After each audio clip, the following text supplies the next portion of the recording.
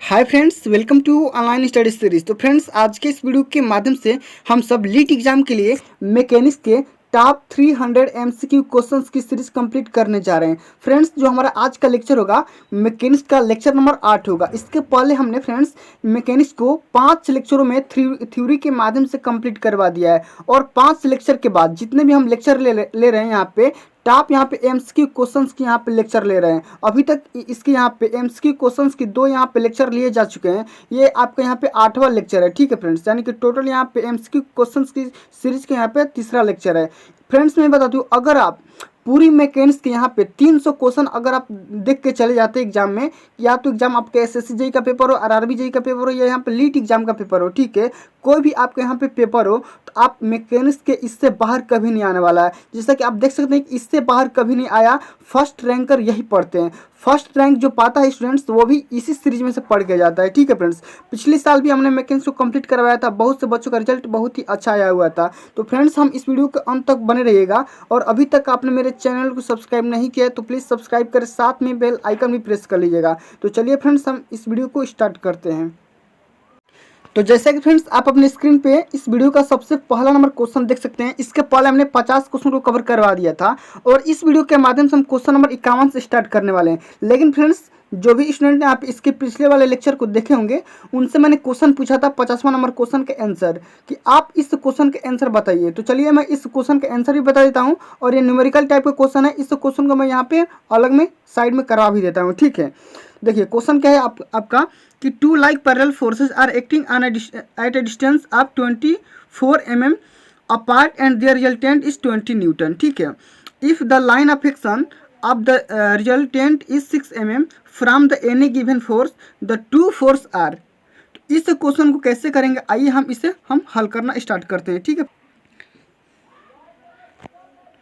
तो सबसे पहले फ्रेंड्स, आपके क्वेश्चन में दे रखा था कि 2 पैरेलल फोर्सेज है, यहाँ पे देख सकते हैं, यहाँ पे P और Q है, ठीक है, जो कि एक दूसरे के पैरेलल पे यानी कि 24 mm के डिस्टेंस पे लग रहे हैं, ठीक है। और इसका जो रिजल्टेंट है ना फ्रेंड्स, 6 mm की डिस्टेंस पे, P से 6 mm के डिस्टेंस पे लग रहा है, और उस रिजल्टेंट की जो वैल्यू है कितनी है, तो 20 न्यूटन है, ठीक है। तो इस क्वेश्चन को कैसे हल करेंगे, सबसे पहले यहाँ पे हम जानते हैं कि यहाँ पे जो रिजल्टेंट होगा इसका क्या होगा, दोनों फोर्स के योगफल के बराबर होगा, ठीक है। जो इसकी जो R की वैल्यू होगी क्या होगी, P प्लस क्यू के बराबर होगी। तो यहाँ देख सकते हैं कि P plus Q equal to यहाँ पे 20 न्यूटन हो जाएगा। इतना क्लियर है, कोई दिक्कत नहीं। अब देख सकते हैं फ्रेंड्स, हम क्या करेंगे कि taking moments about point C, देखिए जो यहाँ पे पॉइंट C है ना, इस पॉइंट के हम अबाउट क्या करेंगे, मोमेंट लेंगे, जैसा कि फिगर में आपको दिखाया गया है। और हम क्या करेंगे, equating clockwise moments and anti clockwise moment, हम क्लॉकवाइज और एंटी क्लॉकवाइज मोमेंट को क्या कर देंगे, इक्वल कर देंगे। तो सबसे पहले आइए हम क्या करते हैं कि क्लॉकवाइज मोमेंट हम इसका फाइंड आउट करते हैं। तो इसका क्लॉकवाइज मोमेंट कितना होगा, तो Q इंटू 24 माइनस 6 हो जाएगा। क्यों, क्योंकि देख सकते हैं यहाँ पे Q जो फोर्स है, और फोर्स इंटू क्या होता है, पैरेलल डिस्टेंस होता है, ठीक है। तो पैरेलल डिस्टेंस कितना हो जाएगा, तो 24 में से यहाँ पे क्या हो जाएगा, 6 माइनस हो जाएगा, यानी इतने तक का यहाँ पे डिस्टेंस निकल जाएगा, ठीक है। अब इसी तरह से हम क्या करेंगे, जो अगला आपका फोर्स होगा क्या होगा, तो P इंटू फोर्स, यानी कि P फोर्स है और यहाँ पे डिस्टेंस कितना है, तो 6, तो P इंटू 6 हो जाएगा। इस तरह से आपका यहाँ पे एक रिलेशनशिप बन के आएगा, तो P इक्वल टू 3 की यहाँ पे एक रिलेशनशिप निकल के आ जाएगा। अब देखिए हम क्या करेंगे कि P की वैल्यू यहाँ पे इस वाले इक्वेशन में रख देंगे, तो यहाँ पे आपके यहाँ पे Q की वैल्यू आ जाएगी, और फिर Q की वैल्यू उसी इक्वेशन में रख देंगे तो क्या आ जाएगा, तो P की वैल्यू आ जाएगी। तो चलिए आप इसे पुट अप कर देंगे, तो यहाँ पे देख सकते हैं इक्वेशन, यहाँ पे फर्स्ट और सेकंड को यहाँ पे जब आप सॉल्व करेंगे, तो यहाँ पे P बराबर 15 न्यूटन और Q बराबर 5 न्यूटन के यहाँ पे रेशियो निकल के आ जाएगा। ओके फ्रेंड्स, चलिए अब हम बढ़ते हैं क्वेश्चन नंबर 51 की तरह। आपसे क्या बोल रहे हैं वो आप समझिए, कि if a body is acted upon by a number of coplanar non concurrent forces, it may rotate about itself without move in any one direction, rotating about itself, be completely at rest, all of this. तो देखिए 51 के यहाँ पे right option क्या हो जाएगा, तो all of this हो जाएगा। क्यों, क्योंकि यहाँ पे देखिए अगर किसी भी बॉडी पे a number of coplanar non concurrent forces act कर रहे हैं, तो अब क्या होगा, तो बॉडी क्या कर जाएगी, विदाउट मूव किए हुए क्या करेगी, रोटेट करेगी, ठीक है। अब देखिए आगे हम क्या बताया जा रहा है कि move in any one direction, वो क्या करेगी कि वन डायरेक्शन में भी क्या कर सकती है, अपने एक्सिस के अबाउट क्या करेगी, रोटेट कर सकती है।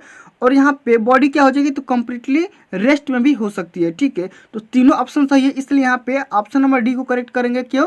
क्योंकि ऑल ऑफ दिस यहाँ पे करेक्ट हो जाएगा। ठीक है फ्रेंड्स, चलिए क्वेश्चन नंबर 52 की तरफ बढ़ते हैं। क्या है क्वेश्चन कि a smooth cylinder lying on it's convex surface remain in equilibrium, stable, unstable, natural, neutral. तो देखिए अगर कोई आपसे यहाँ पे स्मूथ सिलेंडर है, वो क्या कर रहा है कि मतलब कि क्या कर रहा है, लेइंग कर रहा है। यानी कि अगर यहाँ पे स्मूथ सिलेंडर को यहाँ पे क्या किया जा रहा है कि रोटेट करवाया जा रहा है। ठीक है, पड़ा हुआ है। जो इसका सरफेस कैसा है, तो कॉन्वेक्स टाइप का है। ठीक है, तो देखिए जब ये इक्विलिब्रियम में कब होगा, इक्विलिब्रियम में होने का मतलब क्या होगा, तो स्टेबल होगा। तो स्टेबल इक्विलिब्रियम में होगा। ठीक है फ्रेंड्स, तो चलिए 52 के यहाँ पे राइट ऑप्शन क्या हो जाएगा, तो 52 के यहाँ पे क्या होगा, तो अगर देखिए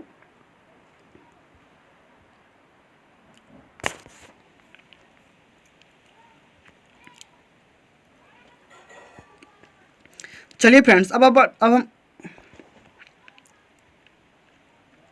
चलिए फ्रेंड्स अब हम बढ़ते हैं क्वेश्चन नंबर 52 की तरफ। तो 52 आपसे क्या बोला जा रहा है, ये आप समझिए कि a smooth cylinder lying on it's convex surface remains in dash equilibrium. तो देखिए अगर कोई यहाँ पे स्मूथ सिलेंडर है, ठीक है, उसका जो सरफेस है कन्वेक्स टाइप का है, तो इक्विलिब्रियम में कब होगा, तो देखिए ऐसा क्या है, एक सिलेंडर है। ठीक है, इसका जो सरफेस है कैसा है, तो कॉन्वेक्स टाइप का है। तो जब ये क्या करेगा, ये रोटेट करेगा, तो ये इक्विलिब्रियम में कभी रह ही नहीं सकता है। ठीक है, तो क्या हो जाएगा, तो ये अनस्टेबल इक्विलिब्रियम में होगा। ठीक है, तो इसका ऑप्शन नंबर राइट आंसर क्या हो जाएगा, तो बी इज राइट आंसर हो जाएगा। ठीक है, चलिए बढ़ते हैं 53 नंबर क्वेश्चन के बारे में। क्या है क्वेश्चन कि 3 forces acting on a rigid body are represented in magnitude, direction and line of action by the 3 sides of a triangle taken in order. The forces are equivalent to a couple whose moment is equal to area of the triangle twice the area of the triangle, half the area of the triangle, none of this। तो देखिए friends, इसके पहले हमने जो question करवाया था, मतलब second lecture में, वो आप देखे होंगे, तो मैंने साफ साफ बताया था कि अगर किसी भी यहाँ पे मतलब कि 3 फोर्स जो काम कर रहे हैं एक ट्रेंगल में काम करेंगे। ठीक है, एक ट्रेंगल की तरह काम करेंगे, तो उसका जो यहाँ पे मोमेंट होगा, तो क्या मोमेंट जो होगा कैसा होगा, तो ट्वाइस एरिया होगा। इस मतलब कि जो यहाँ पे ट्रेंगल का ट्वाइस एरिया होगा, उसी ट्वाइस एरिया के क्या हो जाएगा, तो इक्वल हो जाएगा। तो twice the area of the triangle के बराबर हो जाएगा मोमेंट। ठीक है, तो फोर्स आर इक्विवेलेंट, जो यहाँ पे फोर्स आर इक्विवेलेंट जो होगा टू ए कपल, उस मोमेंट क्या हो जाएगा, तो equal to twice the area of the triangle. ठीक है, चलिए बढ़ते हैं 54 नंबर क्वेश्चन के बारे में। क्या बोला जा रहा है कि the principle of transmissibility of forces states that when a force acts upon a body its effect is same the every point on it's line of action, different at different point on the it's line of action, minimum if it act at the center of gravity of the body, maximum if the acts at the center of the gravity of the body। तो देखिए जो transmissibility का यहाँ पे principal होता है, जो force की यहाँ पे ट्रांसमिसिबिलिटी होती है, उसका जो प्रिंसिपल क्या बोलता है, तो वो आप समझिए। तो फ्रेंड्स यहाँ पे देखिए ऑप्शन नंबर सी को आप पढ़िए कि minimum if it acts at the centre of the gravity of the body, किसी भी बॉडी की सेंटर ऑफ ग्रेविटी जो होती है कम से कम होनी चाहिए। ये ट्रांसमिसिबिलिटी की प्रिंसिपल है। ठीक है, तो देखिए अगर यहाँ पे कोई भी बॉडी आप ले लीजिए, तो अगर ये कैसे ये ट्रांसमिट करेगा, तो इसकी जो यहाँ पे सेंटर ऑफ ग्रेविटी होगी क्या होगी, तो मिनिमम से मिनिमम होनी चाहिए। ठीक है, तब ये ट्रांसमिट कर सकती है। ठीक है, चलिए बढ़ते हैं अगले नंबर क्वेश्चन की तरफ। क्या है क्वेश्चन कि a smooth cylinder laying on a is in neutral equilibrium, यानी कि न्यूट्रल इक्विलिब्रियम में कोई भी सिलेंडर कैसे मतलब कि लेइंग करेगा, कैसे रोटेट करेगा, तो आप समझिए। तो यहाँ पे 55 के यहाँ पे देखिए कर्व्ड सरफेस दिया है, कन्वेक्स सरफेस दिया है, हॉरिजॉन्टल सरफेस दिया है। ठीक है, तो देखिए न्यूट्रल इक्विलिब्रियम में लाने के लिए जो आपका सिलेंडर होना चाहिए, उसका सरफेस कैसा होना चाहिए, तो हॉरिजॉन्टल सरफेस होना चाहिए। तभी यहाँ पे क्या होगा, तो न्यूट्रल इक्विलिब्रियम में होगा। यानी कि वो यहाँ पे थोड़ा भी क्या करेगा, मतलब कि इधर से उधर नहीं होगा। उससे हम क्या बोलेंगे, उस सरफेस को तो हॉरिजॉन्टल सरफेस बोलेंगे। ठीक है, चलिए 56 नंबर क्वेश्चन ये बोल रहा है कि if three forces acting at a point be represented in magnitude and direction by the three sides of the triangle taken in order, then forces shall be in equilibrium, true या false।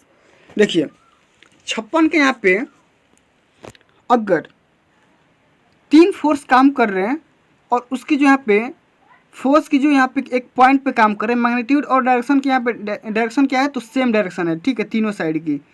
चलिए बताइए जा रहा है कि equilibrium में force कब होंगे, ये सही है या नहीं है। तो बिल्कुल सही है, क्योंकि मैंने बताया था लाज ऑफ ट्रायंगल का यहाँ पे मेथड, ठीक है। तो जो भी स्टूडेंट्स देखे होंगे यहाँ पे करेक्ट मार देंगे, ठीक है। चलिए 57 नंबर क्वेश्चन ये बोल रहा है कि two equal are opposite parallel forces whose line of action are different can be replaced by a single force parallel to the given force. तो क्या बोला जा रहा है कि two equal force and opposite parallel forces, two equal force है और opposite forces है, ठीक है। और देखिए आगे ये बताया जा रहा है कि जिसके यहाँ पे line of action are different, यहाँ पे जो लाइन ऑफ एक्शन है इसकी डिफरेंट है, can be replaced bye a single force, एक सिंगल फोर्स की तरह ये रिप्लेस किया जा रहा है। तो फोर्स कौन सा होगा, तो करेक्ट होगा या इनकरेक्ट होगा। तो यहाँ पे क्या हो जाएगा, तो ये इनकरेक्ट हो जाएगा, क्योंकि ये वाला फोर्स कभी भी रिप्लेस हो ही नहीं सकता है, ठीक है, क्योंकि इसकी जो लाइन ऑफ एक्शन है ना क्या है, डिफरेंट है। चलिए आगे ये बताया जा रहा है कि two equal and opposite parallel forces whose line of action are different form a couple, right या रॉन्ग। तो 58 के यहाँ पे ऑप्शन नंबर ए हो जाएगा, क्योंकि यहाँ पे क्या हो जाएगा, तो डिफरेंट आप एक कपल बना रहे हैं ना, तो यहाँ पे ये राइट हो जाएगा, ठीक है। चलिए 59 नंबर क्वेश्चन ये बोल रहा है कि a couple produces translatory motion, rotational motion, combined translatory and rotational motion, none of the above. इस क्वेश्चन के यहाँ पे राइट ऑप्शन क्या हो जाएगा, तो option number B is the right answer हो जाएगा, क्योंकि जो एक कपल होता है कभी भी यहाँ पे क्या कर देता है, तो रोटेशनल मोशन देता है। जैसे मान लीजिए यहाँ पे एक कपल मैंने लगा रहा है यहाँ पे, ठीक है, कपल आप कोई भी लगा सकते हैं, ये वाला लगा सकते हैं। तो अगर आप यहाँ से फोर्स डालेंगे यहाँ से, तो क्या करेगा, ये ऐसे रोटेट करेगा। आप अगर आप यहाँ से फोर्स करेंगे तो इसको ये क्या करेगा, तो रोटेट करेगा, ठीक है। तो हमेशा क्या करता है, तो ये रोटेशनल मोशन देता है, ठीक है। चलिए 60 नंबर क्वेश्चन आपसे क्या बोला जा रहा है कि which of the following statements is correct, कौन सा स्टेटमेंट सही है ये आपको बताना है। तो the algebraic sum of the forces consulting the couple is zero. तो क्या है, तो ये इनकरेक्ट है। The algebraic sum of the forces consulting यहाँ पे the couple about any point is the same, ये भी क्या है, तो ये भी क्या है, तो ये भी इनकरेक्ट है। चलिए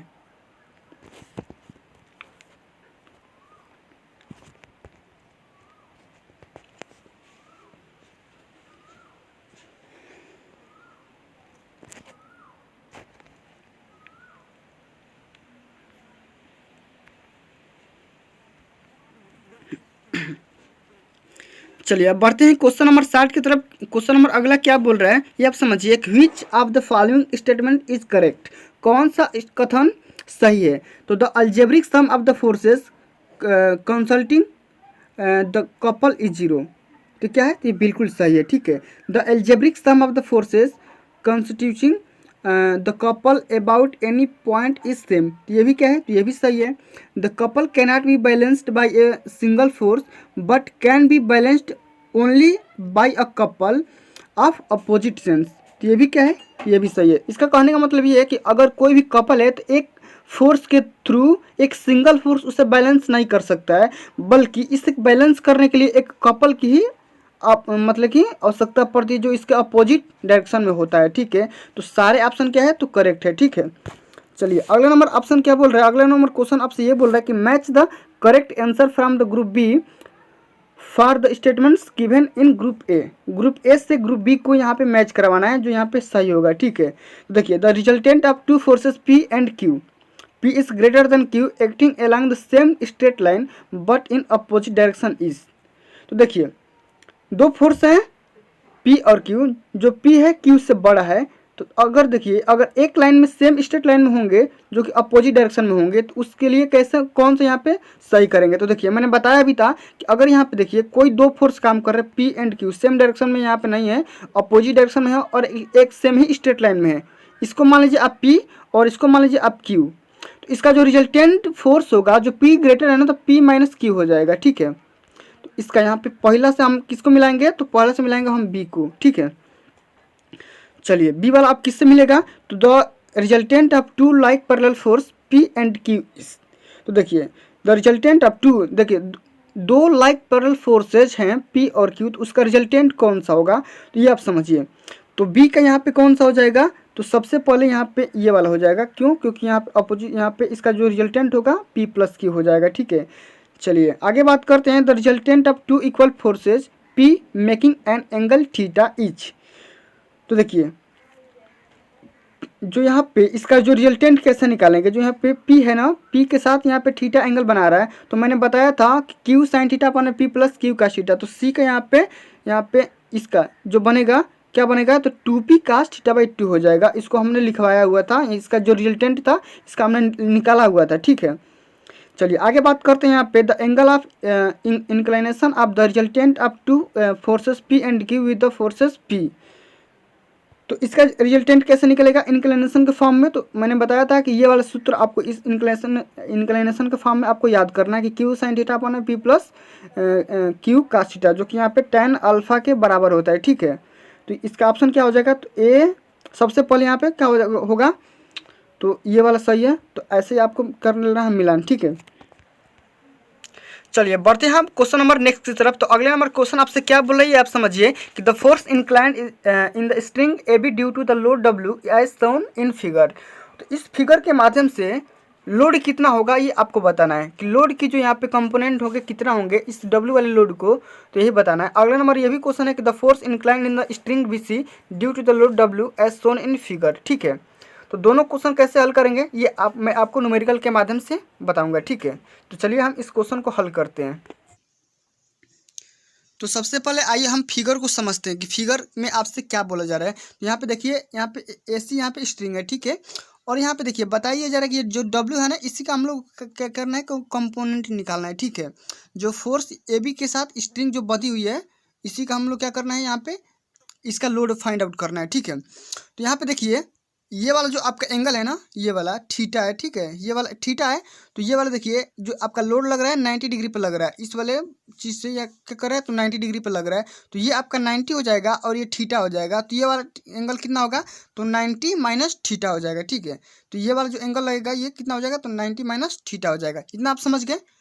तो आप ये भी जानते हैं कि एकांतर कोण के तरीके से कि अगर ये थीटा है तो ये भी आपका क्या हो जाएगा, तो थीटा हो जाएगा। आप किसी भी तरह से इस कोण को फाइंड आउट करना है, ठीक है, इस वाले कोण को, ठीक है। तो ये वाला एंगल अगर फाइंड आउट कर लेते हैं, आप यहाँ से भी कर लेते हैं तो कोई बात नहीं।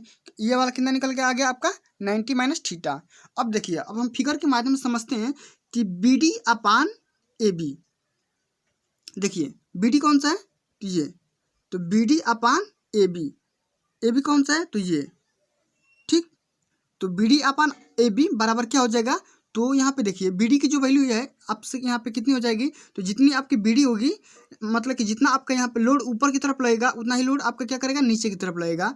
तो क्या हो जाएगा, तो BD की वैल्यू यहाँ पे W हो जाएगी और AB की वैल्यू हम सेम रखते हैं, ठीक है, कोई दिक्कत नहीं। तो W upon AB equal to क्या हो जाएगा, तो कास 90 माइनस थीटा क्या हो जाएगा, तो आप इस यहाँ से निकाल सकते हैं कि कास 90 माइनस थीटा बराबर क्या होता है, तो साइन थीटा। इतना निकल गया, कोई दिक्कत नहीं। अब यहाँ से हम W बराबर निकाल सकते हैं कितना, तो यहाँ पे देख सकते हैं, यहाँ पे AB के इक्वल टू निकालेंगे तो कितना हो जाएगा, तो W अपान में साइन थीटा, जो कि W कोसेक थीटा के बराबर हो जाएगा, ठीक है। इतना समझ में आ गया, कोई दिक्कत नहीं। अब चलिए अगला जो क्वेश्चन पूछा गया था वो भी हम यहाँ पे आपको यहाँ पे इसी माध्यम से बता देते हैं। तो अगला क्वेश्चन आपसे ये पूछा था कि जो यहाँ पे BC स्ट्रिंग है, उस BC स्ट्रिंग से कितना फोर्स होगा वो आपको काउंट करना था, ठीक है। ये तो था AB स्ट्रिंग से, तो AB स्ट्रिंग में कितना यहाँ पे लोड था ये आपको बताना था, लेकिन इसमें क्या करना है कि BC स्ट्रिंग में कितना फोर्स है ये आपको बताना है, ठीक है। तो चलिए काउंट करते हैं। तो सबसे पहले हम इसी फिगर में देखते हैं कि AD अपान BD, AD मतलब कहाँ है, तो ये AD अपान BD करेंगे, ठीक है। ये तो क्या हो जाएगा, तो AD बराबर क्या है, तो AD बराबर BC है, कोई दिक्कत नहीं। और यहाँ पे BD बराबर क्या है, तो W, मैंने अभी बताया था बी डी बराबर क्या है तो डब्ल्यू। तो यहाँ से देखिए कि बी सी अपान डब्ल्यू बराबर क्या हो जाएगा तो tan 90 माइनस थीटा। यहाँ से हम काउंट कर लेंगे क्या तो tan 90 माइनस थीटा बराबर क्या हो जाएगा तो cot थीटा। ठीक, इतना होता है। अब देखिए यहाँ से अगर हम बी सी की वैल्यू निकालेंगे तो क्या हो जाएगा तो डब्ल्यू cot थीटा हो जाएगा। इससे क्या करेंगे मल्टीप्लाई हो जाएगा तो डब्ल्यू cot थीटा इसका राइट आंसर हो जाएगा। ठीक है, चलिए बढ़ते हैं नेक्स्ट क्वेश्चन नंबर अगले की तरफ। चलिए अगला नंबर जो हमारा क्वेश्चन है क्या बोला जा रहा है कि the point through which the whole weight of the body acts irrespective of the its position it known as.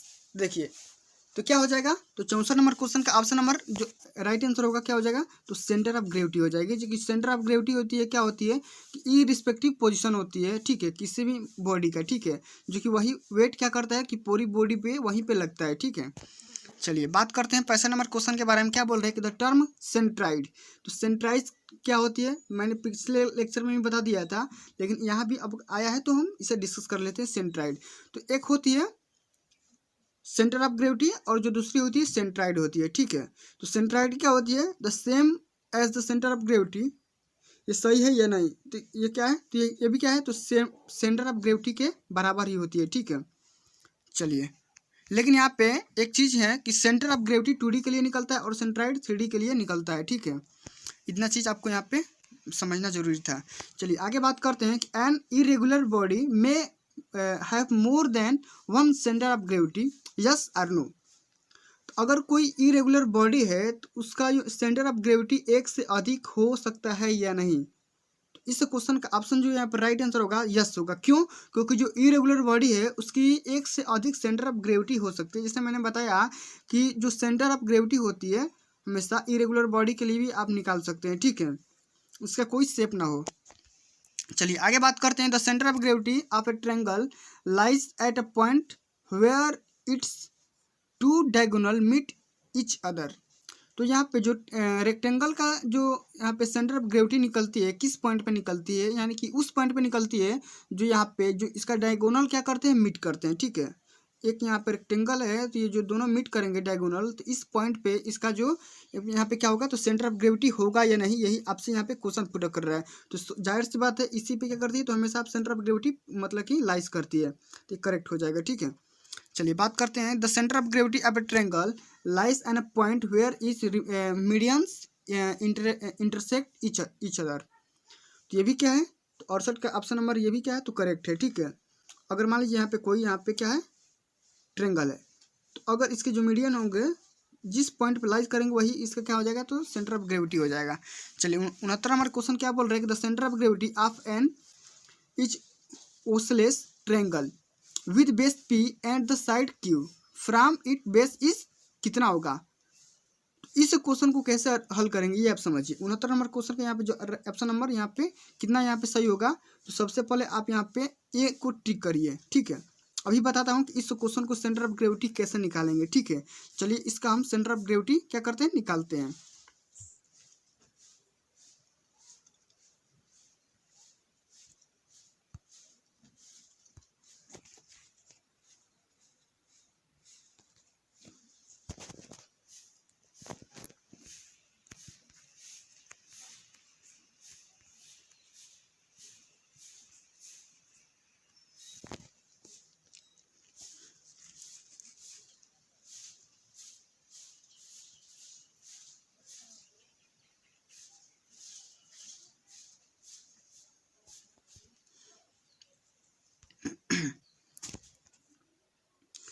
तो क्वेश्चन में ये था आइसोस्केल्स ट्रायंगल के बारे में। ठीक है, तो यही होता है आइसोस्केल्स ट्रायंगल, ये आप देख लीजिए। ठीक है, तो इसी का आपसे क्या बोल रहा है कि यहाँ पे सेंटर ऑफ ग्रेविटी इसको क्या करना है फाइंड आउट करना है। ठीक है, तो सबसे पहले हम इसका यहाँ पे एडी निकालते हैं। ठीक है, देख सकते हैं यहाँ पे एडी निकालने की कोशिश करेंगे ये वाली। ठीक है, तो देखिए जब एडी निकालेंगे तो क्या हो जाएगा तो √AC² माइनस DC², इतना आप जानते हैं पाइथागोरस प्रमेय के अकॉर्डिंग। ठीक है, तो अगर आप इतना निकाल दिए तो ये कितना हो जाएगा तो P² माइनस Q²/2 हो जाएगा। तो ये तो आप जानते हैं कि इसकी जो BC की लेंथ है Q है और AC की जो लेंथ है P है। ठीक है, ये आपका P है तो ये भी आपका P होगा और ये Q है तो ये वाला साइड क्या हो जाएगा यानी कि BD की जो लेंथ होगी Q/2 होगी और DC की जो लेंथ होगी क्या होगी Q/2 हो जाएगी। ठीक है, तो DC बराबर क्या हो जाएगा यहाँ पे Q/2 रख दिया गया और AC बराबर P रख दिया गया तो P² माइनस Q² 2 का होल स्क्वायर हो जाएगा, ठीक है। तो इसको हम निकालेंगे तो 1/2 √4p² माइनस q² हो जाएगा। इतना कोई दिक्कत नहीं, इतना निकालिए। अब देखिए AD बराबर जितना AD होगा, AD के बराबर AD रख देते हैं। अब देखिए इतना तो हो गया। अब देखिए यहाँ पे जो लिखा है the centre of gravity of a triangle is at 1/3 of the height of the triangle, ठीक है। क्या होता है तो 1/3 होता है इसका यहाँ पे ट्रेंगल का, ठीक है। तो यहाँ पे सेंटर ऑफ ग्रेविटी ऑफ आइसोस्केल triangle from the base is DG। इसको जो बेस क्या है तो DG है, ठीक है। यहाँ पे देख सकते हैं, यहाँ पे यानी कि सेंटर ऑफ ग्रेविटी जो होगा कहीं G पे होगा, ठीक है। तो G पे निकालते हैं तो 1/3 कर देते हैं AD का। तो AD का 1/3 करेंगे तो AD की जो लेंथ है कितनी है तो 1/2 √4p² माइनस q²। तो क्या हो जाएगा तो बटे में 6 आ जाएगा। तो यही आपका यहाँ पे राइट आंसर हो जाएगा, ठीक है फ्रेंड्स। चलिए बढ़ते हैं क्वेश्चन नंबर अंतिम के बारे में, जो कि इसका यहाँ पे क्वेश्चन का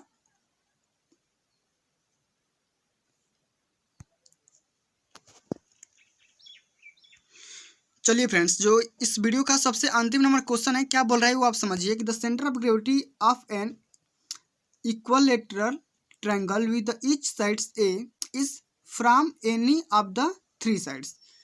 तो इस क्वेश्चन का कौन सा ऑप्शन सही होगा ये मेरे को आप कमेंट बॉक्स में कमेंट करके बताइएगा। तो फ्रेंड्स आज के लिए बस इतना ही, मिलते हैं अगले वीडियो में। अगर ये वीडियो आपको अच्छा लगा होगा, हेल्पफुल लगा होगा, तो प्लीज़ इस वीडियो पे लाइक, कमेंट और अपने दोस्तों में भी शेयर कर दीजिए। और अभी तक आपने मेरे चैनल को सब्सक्राइब नहीं किया तो प्लीज़ सब्सक्राइब करके साथ में बेल आइकन जरूर प्रेस कर लीजिएगा। Thanks for watching this video. जय हिंद, जय भारत, वंदे मातरम।